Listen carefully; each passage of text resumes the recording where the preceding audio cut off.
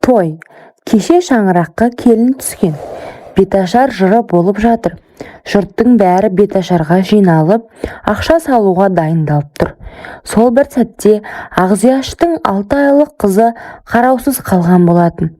Ақзияш 7 жастағы ұлына бөпеңе қарай тұр. Қазір тез келемін, тербетсең ұйықтап қалады, деді. 7 жастағы бала қарындасын ұйықтатып, қызық көруге ол да далаға шығып кеткен еді. Той болып жатқан үй болғасын, балалар үйге кіріп шығып жүрген. Сол балалардың қайсысы екені белгісіз. Бала жатқан бөлмеге кіріп, сіріңке жағып ойнаған болу керек. Ойнап лақтырған сіріңкесі бесіктегі шілтер матаға лап ете қалатынын қайдан білсін. Өз ісінен қорыққан бала ешкімге айтпастан далаға қарай жүгіріп кетті. Бөлмеде аяғынан бастап жанып жатқан сәбидің шырылын үлкендер естіді ме, естімегенде болу керек. Үлкендеу апа, әй, үйдегі баланың дауысы қатты шығып жатыр. Байғұстың ішегі қатып қалар. Кім бар, жұбатсаңдаршы, деп дауыстағанда жастау келін үйге кіріп кетіп айқайлады. Өрт, өрт, бесік өртеніп жатыр. Елдің бәрі үйге қарай жүгірді. Бесіктегі шырылдаған сәбиінің өртке орануы Ақзияш үшін ең ұмытылмас, кешірілмес күнә болды. Сәби аман қалған, бірақ денесі үлгіреп, біраз жері күйді. Өмір бойына денесіне мәңгілік тартық боп қалды. Айлап ауруханада жатқан Ақзияш сәбиінен шырылы жүрегін әбден ауыртты. Сол бір жағдайға өзін кінәлі санаған ана қызының жағдайы тұрақталғанша жүдеп кетті. Арада біраз жылдар өтті. Кезінде өрттен аман қалған 6 айлық қыз 6 жасқа толды. Сол бір жағдай денесінде өшпестей із қалдырған болатын. Сол қыздың есімі Майгүл еді. Әлі де ойын баласы болса да, үстіндегі тыртықтарынан ұялып, ұзын көйлек киюге дағдыланды.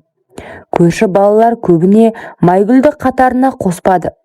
Майгүлге бір қарағанда қорқатындай.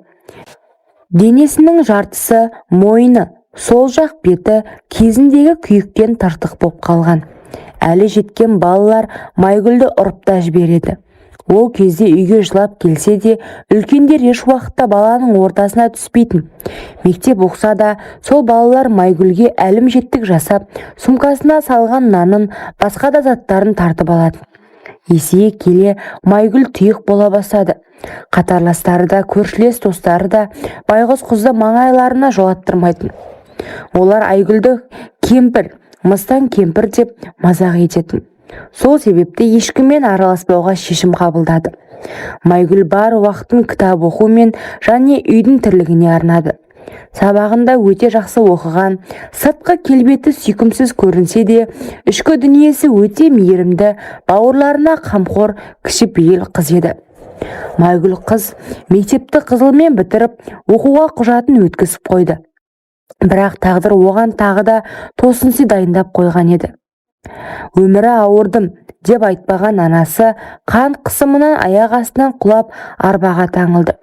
Байғұс қыз амалсыз оқуын тастады. Келер жылы оқимын деп ойлаған, бірақ ауру анасына қараймын деп ақ уақыт сырлап өтіп жатты. Іште анасы да көз алдында жүрген қызының бағын байлағаны жүрегіне ауыр тиетінін айтпаса да белгілі.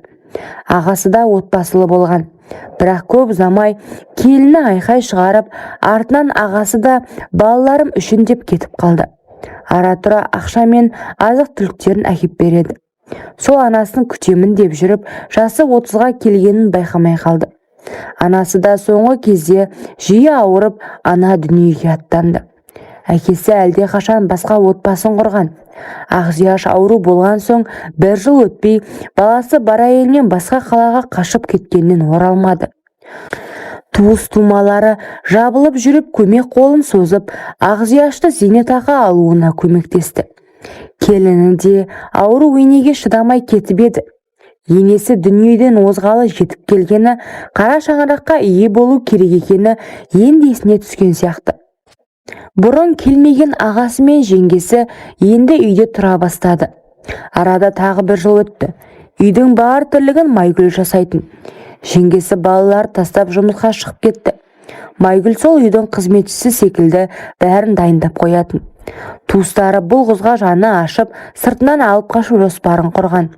Бірақ Майгүлді көрген еркек шошитын. Солай жүргенде өзінен біршама жасы үлкен әйелі қайтыс болған еркек Майгүлді жары етуге келіскен болатын. Майгүлдің туыс жеңгелері үйден кішігірім дастархан жайып, ырымын жасап ұзататын болды. Туған жеңгесі қайын сіңлісінің кеткеніне қарсы еді. Кішігірім ұзату тойы болған Майгүл қатты қобалжулы. Болашақ жары кешігуде. Іштей сансыз сұрақтармен әлек. Неге кешігіп жатыр? Әлде менен бас тартты ма? Күйеу бала келді. Көліктері бұзылып кешіккен екен. Жеңгелерінің даусын естіген Майгүл қуанғаннан жылап жіберуге дайын болды. Өзін әрең ұстап үсті басын ретке келтірді. Күйеу жігітте бөлмеге кірді. Майгүл қатты қобалжығаннан басын көтеруге ұялып тұр. Өзін 18 жастағы бойжеткен секілді сезінген ол болашақ жарына ұрлана қараған еді. Екеуінің көздері түйісіп қалған. Өзінен үлкен болса да жүзі жылы, тартымды мұрты бар ер кісі екен.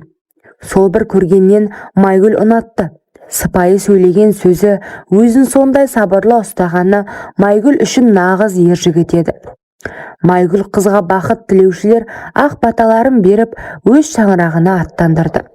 Өмірінің ең бір тамаша күнінде енді ғана бақытқа қол жеткізген бейкүнә қызға тағдыр тағы да үлкен соққы жасады. Бақыттан бал-бұл жанған Майгүлдің жүзіне қан жұғылды. Көлік апатына ұшыраған болатын. Көлік тізгеніндегі туысы аздап жаман су ішкен екен. Бәрі аман қалып, тек Майгүлдің күйеуі басынан өте қатты соққы алып, сол жерде жан тапсырды. Бұл қайғылы қаза бәріне оңай болмады. Артынан қалған балалар да бар еді. Әлі де шаңырағына аяқ басып үлгермеген Майгүлді қазаға да қатыстырмай ағасының үйіне әкеп тастады. Сондағы туыстарының айтып кеткен сөздері: келмей жатып күйеуіңнің басын жұттың, саған бекер құда түстік. Бұл сөздер Майгүл үшін тым ауыр еді. Байғұс қыз есінен адасардай күй кешті. Бөлмесіне кіріп алып ұзақ жылады. Туыстары кеп көңіл айтқаны болмаса, туған жеңгесі қайтып келгеніне қуанышты. Сол бір күннен соң Майгүл сөйлеуді қойды. Үндемей жүре береді. Барлық тірлікті өз қолына алған. Туған жеңгесі бұл қылығына дән риза. Одан кейін де туыс жеңгелері келіп, әлі жассың, сені ұнатып жүрген біреу бар екен деген сияқты әңгіме бастап еді. Ештеңеге қарамай туған жеңгесі абысындарын айқайлап қуып шықты. Майгүлге де айтпағаны қалмады. Уақыт шіркін сыбырлап әп-сәтте өте шықты. Арада бірнеше жыл өтіп, Майгүл қартайды. Ағасының барлық баласын өсіріп баққанда Майгүл еді. Қартайғанда туған жеңгесі өткен күннің кінәсі үшін бе, Майгүл 60 жасқа толғанда жеңгесі өз інісіне кемпірі жоқ шалға қосты. Қазіргі таңда Майгүл әже өте бақытты. Өз баласы болмаса да, өгей балалары құрметтеп, келіндері сыйлайтын ене болды. Алла бақытын қартайғанда жолықтырған Майгүл әже шалымен қол ұстасып, Қазақстанның әсем қалаларына ұшақпен жиі қыдырады. Кейіпкердің бұл оқиғасын баяндаған өгей қызы еді. Майгүл әже өмірдегі ең мейірімді, қамқор жан.